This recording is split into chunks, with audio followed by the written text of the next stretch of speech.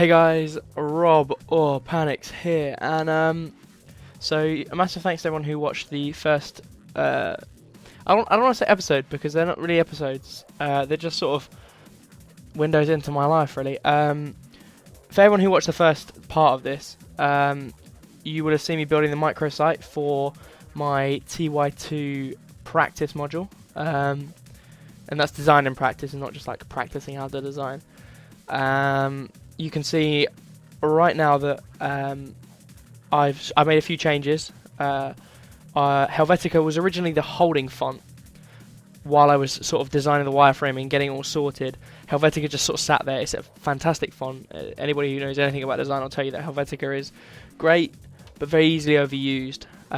It just sat there as a holding font, and I've switched to, I think it's Aardvark or Arcachin, something like that, for a bit more sort of freshery feel and university type things. You see all the like university jumpers and stuff with like, well, I know the University of Reading ones do. So it sort of it felt like it tied in better with the whole feel of the design itself.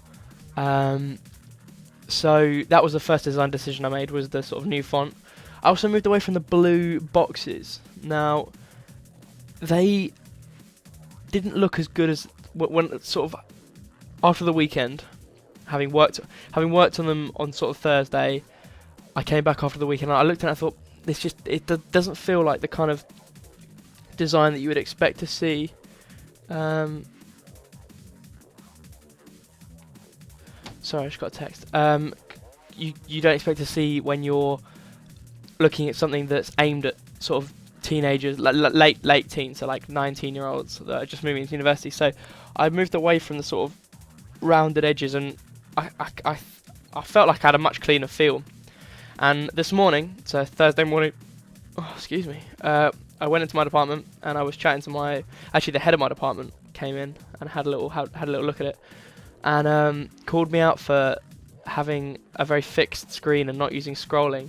And I defended it, saying that it was inherently going to be built in Flash, and that it was intended to be kept on just the screen, so you didn't have to do any scrolling.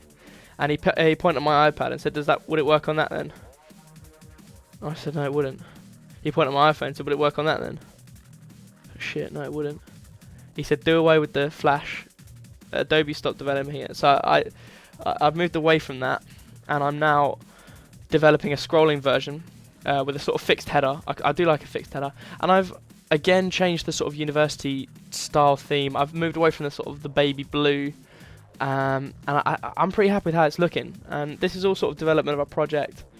A lot of people don't really understand how much time goes into these things. Like with a lot of my speed arts, I get first idea syndrome, and well, not first idea syndrome, but I start, I work, I finish. There is a few design decisions along the way, but when I'm working for sort of this or like a professional job that I've done a few of, a lot of things get redone. And if you look at what I've got now, it's completely different to what I had before.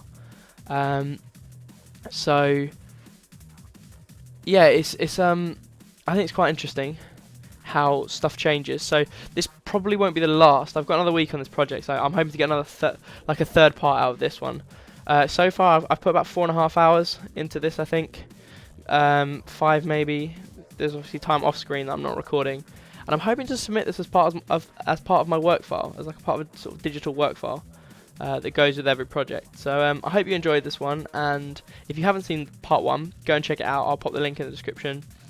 And I've got a few other projects that I've started that I'm going to begin recording, so I can show you them as well. So thanks very much for watching. I've been Rob, and I will see you very soon.